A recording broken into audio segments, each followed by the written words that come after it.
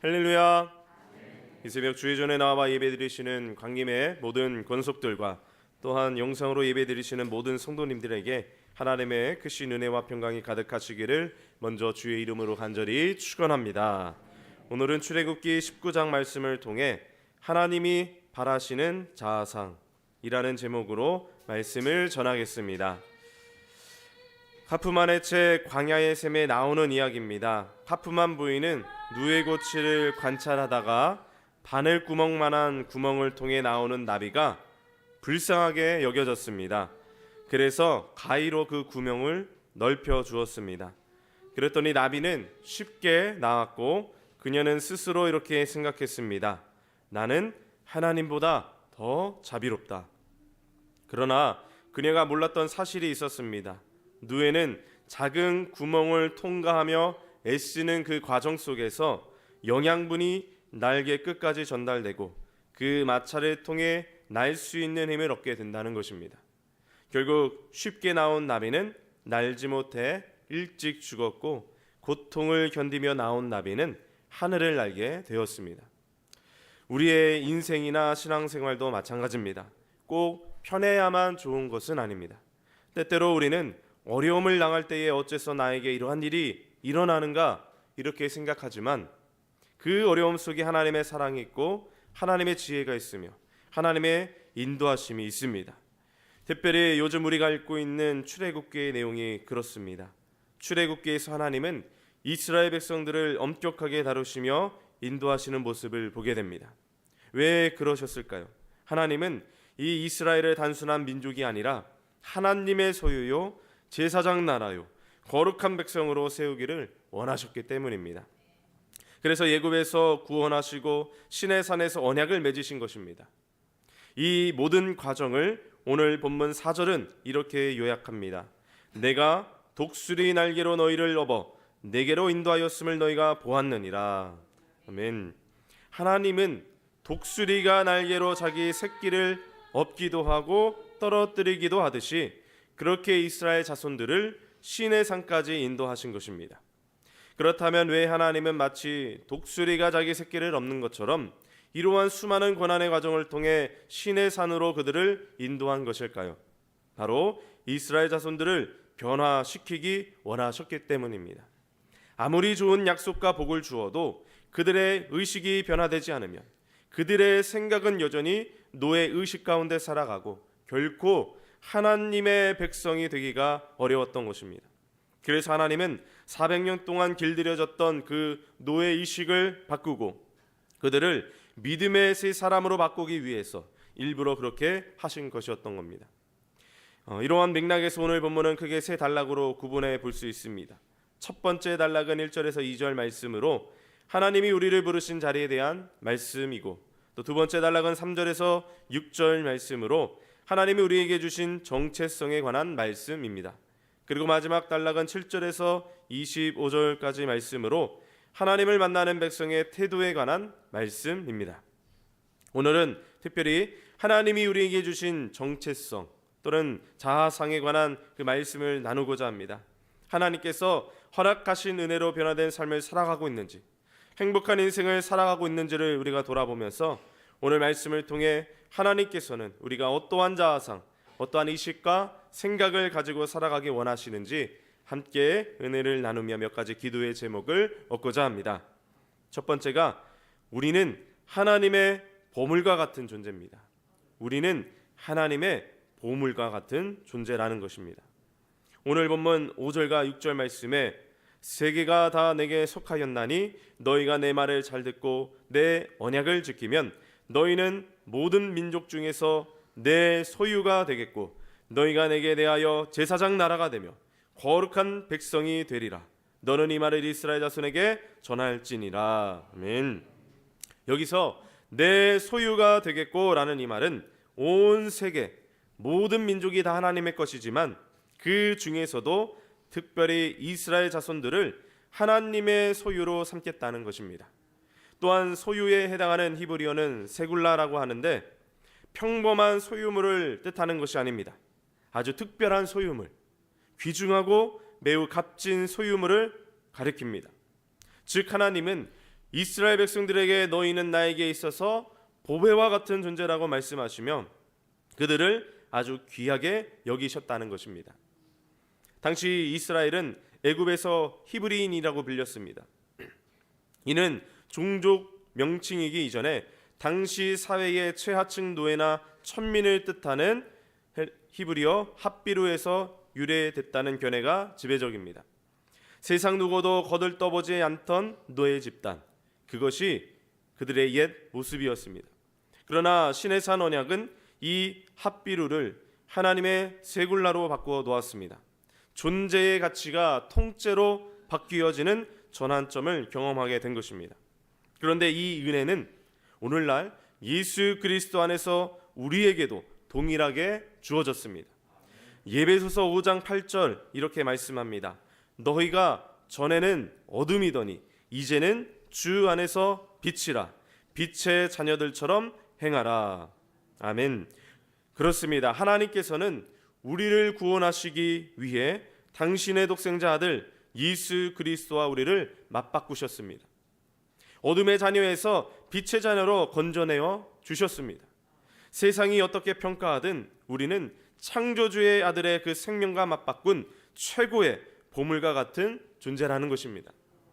그러므로 이 구원의 가치를 정말 우리가 깨달았다면 이제는 과거의 그 종된 습성을 버려야 하는 줄로 믿습니다.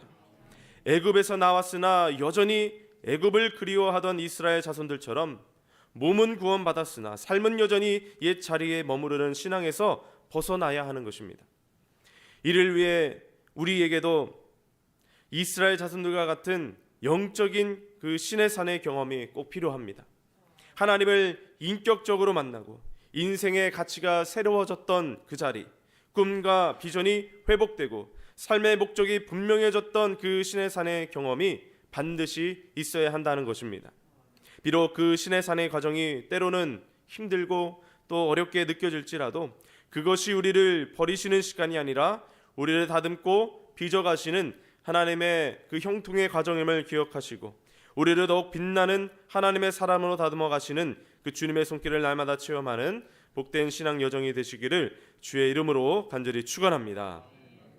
두 번째로 하나님은 우리가 제사장 나라가 되기를 원하십니다. 하나님은 우리가 제사장 나라가 되기를 원하신다는 겁니다. 하나님께서 우리를 보배로운 소유로 삼으신 목적은 분명합니다.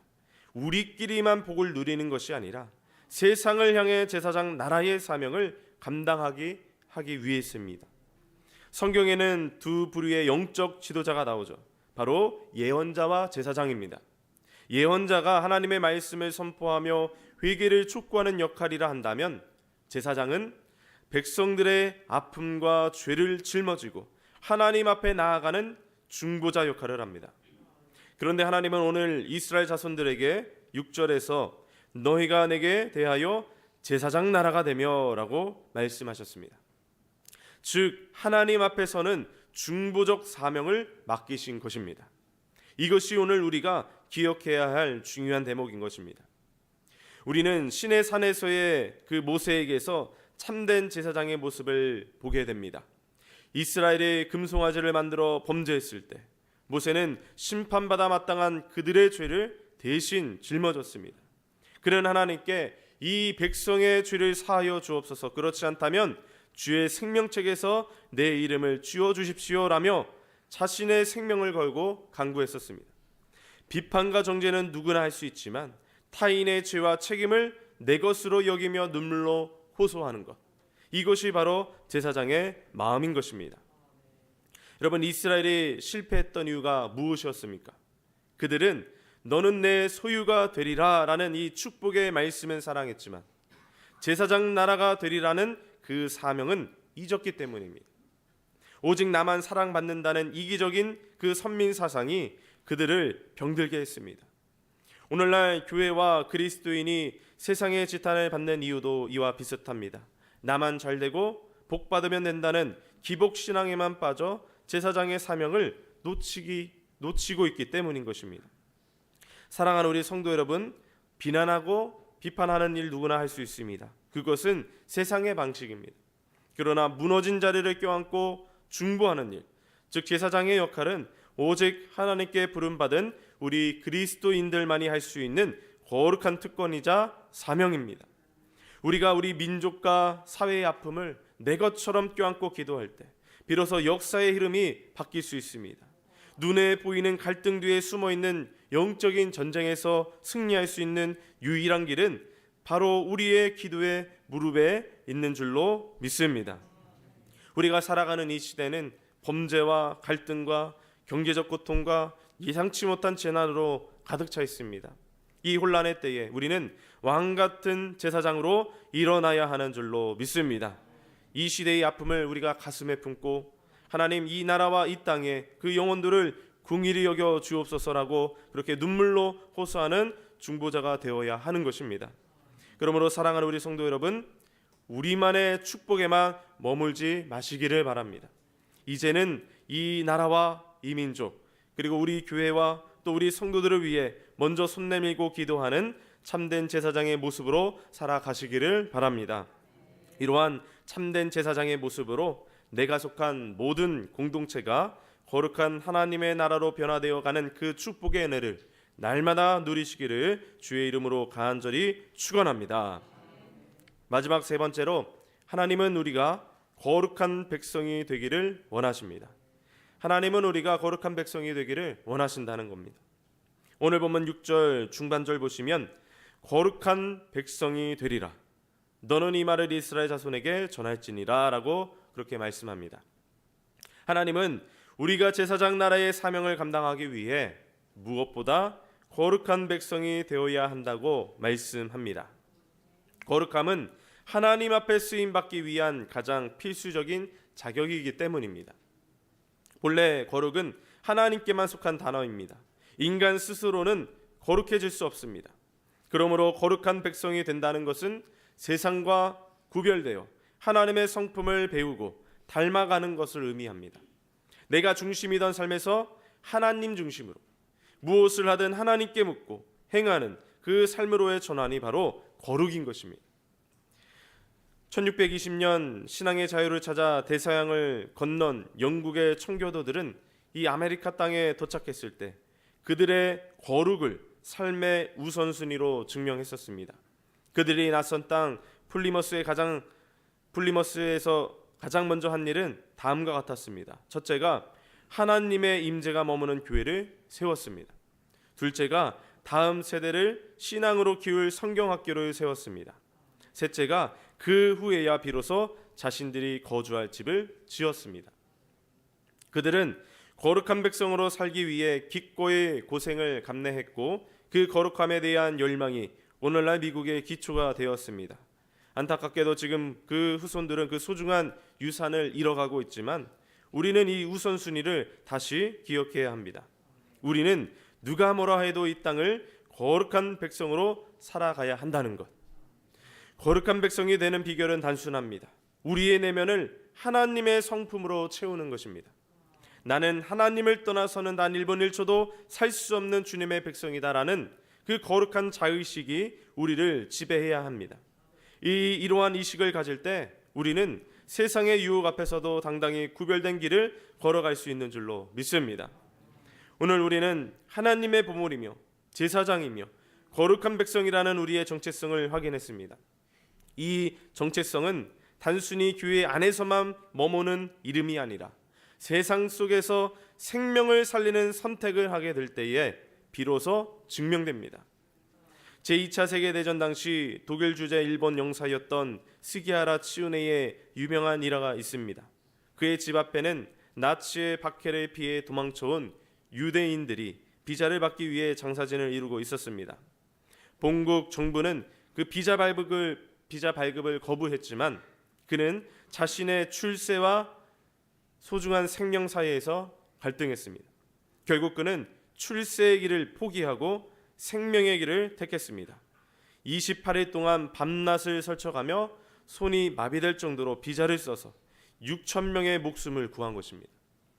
훗날 그의 아들에게 기자가 물었습니다. 외교관으로서 성공의 길을 버린 아버지를 어떻게 생각하십니까? 아들은 이렇게 대답했습니다. 저는 아버지가 성공한 인생을 사셨다고 믿습니다. 왜냐하면 하나님께서 저희 아버지를 필요로 하셨을 때 아버지는 옳은 일을 택하셨으니까요.